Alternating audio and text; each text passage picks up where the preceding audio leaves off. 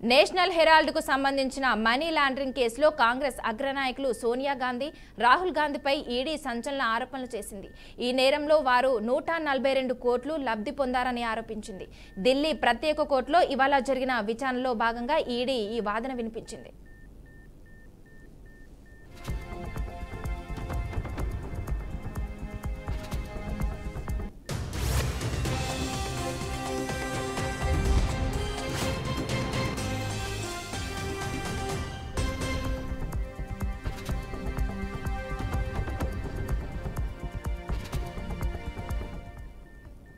National Herald పత్రికకు సంబంధించి money laundering ఆరోపణలతో కాంగ్రెస్ అగ్రనేతలు సోనియా గాంధీ, రాహుల్ గాంధీని ఈడీ అధికారులు గతంలో పలుమార్లు విచారించారు.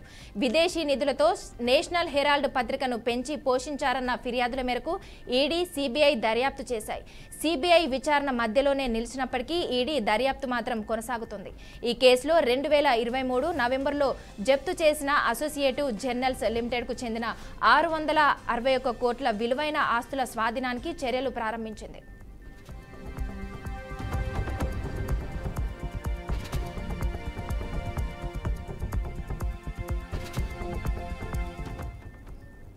ఇక ఇదే అంశంపై మరింత సమాచారం మా అవుట్పుట్ ఎడిటర్ వెంకట్ అందిస్తారు. వెంకట్, చెప్పండి.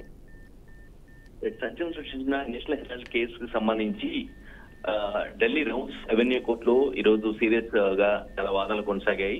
ముఖ్యంగా ప్రధానంగా ఈడీ, సోనియా గాంధీ, రాహుల్ గాంధీ ఎవరైతే ఆరోపణలు ఎదుర్కొంటున్నారో వారి మీద సంచలన ఆరోపణలు చేయడం జరిగింది. 142 కోట్ల మేర వీరికి ఈ కేసు సంబంధించి విదేశీ నిధుల ద్వారా లబ్ధి జరిగింది. విదేశీ నిధులు మనీ లాండరింగ్ ప్రాస్పెక్ట్ లో మెయిన్ గా వచ్చిన కేసు ఇష్యూ ఏంటంటే నేషనల్ హెరాల్డ్ అనే పత్రికని విదేశీ నిధుల నుంచి వచ్చినటువంటి వాటి ద్వారా విదేశీ నుంచి వచ్చినటువంటి నిధులు ద్వారా రన్ చేశారనేది ప్రధాన అభియోగం. ఈడీ యొక్క మనీ లాండరింగ్ ప్రాస్పెక్ట్ లో ఈడీ ప్రధానంగా అభియోగం చేస్తూ ఉంది. ఈ కేసుకు సంబంధించి ఆల్మోస్ట్ సోనియా, రాహుల్ గాంధీ వీరిద్దరు కూడా ప్రధానంగా ఎదుర్కొంటూ ఉన్నారు. ఈ ఆరోపణలు ఎదుర్కొంటున్నారు. గత కొన్ని రోజులుగా పలుమార్లు ఈడీ విచారించడం కూడా జరిగింది. ఈడీ విచారణకు హాజరయ్యారు. సో వీళ్ళు లేటెస్ట్ గా చేసిన సంచలన అలిగేషన్స్ ఏంటంటే ఈడీ చేసింది 142 కోట్ల మేర రాహుల్, సోనియా గాంధీ లబ్ధి పొందారు అనే ఒక ప్రాస్పెక్ట్ లో ఒక పాయింట్ అవుట్ చేయడం జరిగింది. ఈ కేసుకు సంబంధించి అభిషేక్ సింగ్ ఎవరైతే కేంద్ర మాజీ మంత్రి ఉన్నారో ఆయన ఈ కాంగ్రెస్ తరఫున అంటే కాంగ్రెస్ నేతల తరఫున సోనియా, రాహుల్ గాంధీ తరఫున వాదనలు వినిపించారు ఢిల్లీ రౌత్ రెవెన్యూ కోర్టు. ఇక ప్రభుత్వం తరఫున అదనపు సొలిసిటర్ జనరల్ ఎస్వి రాజు తన వాదనలు వినిపించడం జరిగింది. విచారణను వాయిదా వేయాలని సింఘ్వి ఎవరైతే కాంగ్రెస్ నేత, అదేవిధంగా రాహుల్, సోనియా గాంధీ తరఫున వాదనలు వినిపిస్తున్నటువంటి సింఘ్వి కోర్టును కోరటం జరిగింది. కానీ ఈ మన అదనపు సొలిసిటర్ జనరల్ మాత్రం తనకి కనీసం 2-3 గంటల పాటైనా సరే సమయం ఇవ్వాల్సిన అవసరం ఉంది. వాదనలకి 2-3 గంటల పాటైనా సరే సమయం ఇవ్వాల్సిన అవసరం ఉంది అని ఒక కోర్టుకి న్యాయస్థానానికి తెలియజేయడం జరిగింది. ఇరు వాదనలు వెళ్ళినటువంటి న్యాయస్థానం చాలా స్పష్టంగా క్లియర్గా ముందు ప్రారంభ వాదనలు మొదలు పెట్టండి, దీనికి సంబంధించి లేటెస్ట్ ఎలిగేషన్స్ ఏవైతే చేస్తున్నారో వాటికి సంబంధించి ముందు ప్రారంభ వాదనలు మొదలు పెట్టండి, ఆ తర్వాత జూలైలో విచారణ కొనసాగిద్దాము, మీరు ఎటువంటి ఆధారపడాల్సిన అవసరం లేదు, కేసుకు సంబంధించి నిష్పక్షపాతంగా వాదనలు జరిగేలాగా కోర్టు చూసుకుంటుందని ఒక ఓడైతే ఆయన న్యాయస్థానం స్పష్టం ఢిల్లీ రౌత్ రెవెన్యూ కోర్టు స్పష్టం చేయడం జరిగింది.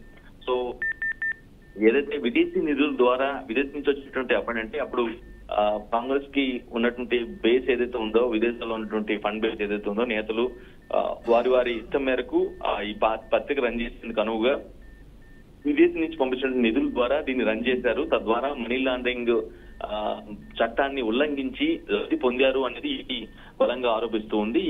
ఈ కేసు పైన నిజానికి సిబిఐ, ఈడీ రెండు కూడా విచారణ కొనసాగిస్తుంది. కానీ ఇటీవల కాలంలో గత కొన్ని రోజుల క్రితం సిబిఐ సంబంధించిన విచారణ ఆగిపోయింది. బట్ ఈడీ విచారణ మాత్రం కొనసాగుతూనే ఉంది.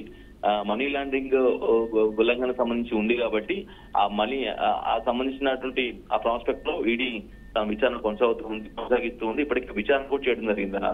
సోనియా, రాహుల్ గాంధీ విచారణ కూడా చేయడం జరిగింది. వారికి సంబంధించిన సమాచారం వాళ్ళు అంటే ఆ కేసుకు సంబంధించి వాళ్ళు ఏదైతే ఈడీ అధికారులు అడిగారో వాటి సమాధానం కూడా ఇవ్వడం జరిగింది.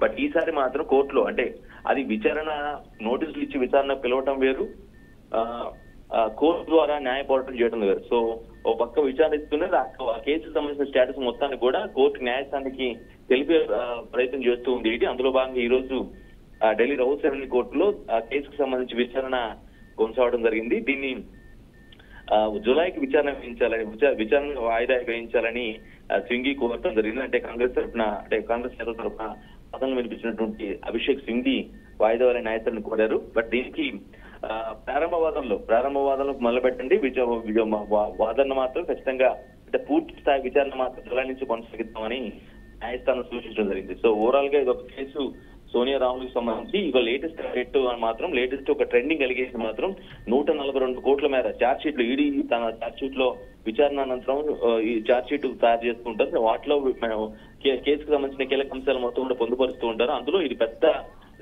పెద్ద సారాంశంగా మనం చూడాల్సిన అవసరం, పెద్ద అలిగేషన్ గా మనం దీన్ని చూడాల్సిన అవసరం ఉంది. విదేశీ నిధుల ద్వారా పత్రికను రన్ చేసి దాదాపు 142 కోట్ల లబ్ధి పొందింది అనేది latest ED sensation allegation charge sheet లో పొందుపరిచింది. అదే విషయాన్ని కోర్టు కూడా చెప్పడం జరిగింది. సో దీనిపైన ముందు విచారణ ఎలా కొనసాగుతాయి ఏంటి అనేది మనం చూడాల్సిన అవసరం ఉంది మాస్టర్. వెంకట్, ఇప్పుడు కాంగ్రెస్ పార్టీపై